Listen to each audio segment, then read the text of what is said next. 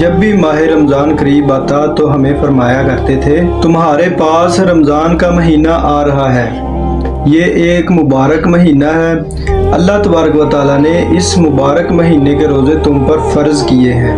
اس مبارک مہینے میں جنت کے دروازے جو ہیں وہ کھول دیے جاتے ہیں اور جہنم کے دروازے جو ہیں وہ بند کر دیے جاتے ہیں اور شیاطین کو جکڑ دیا جاتا ہے۔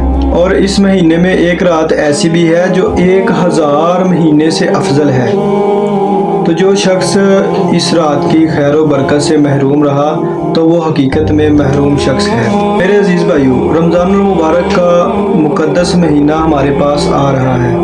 ہمیں بھی چاہیے کہ جس طرح اللہ کے نبی صلی اللہ علیہ وآلہ وسلم رمضان کے آنے سے پہلے رمضان المبارک کا اہتمام کیا کرتے تھے، رمضان المبارک کی تیاری کیا کرتے تھے، اپنی کمر کس لیا کرتے تھے، اسی طرح ہمیں بھی چاہیے کہ ہم بھی رمضان کے آنے سے پہلے تیاری کر لیں، اپنی کمر کس لیں اور رمضان کے روزے رکھنے کے لیے تیار ہو جائیں، رمضان کی عبادات کریں، تراویحیں پڑھیں، رات کو قیام اللیل کریں، دن کو روزہ رکھیں، اللہ تبارک و تعالیٰ کو راضی کریں۔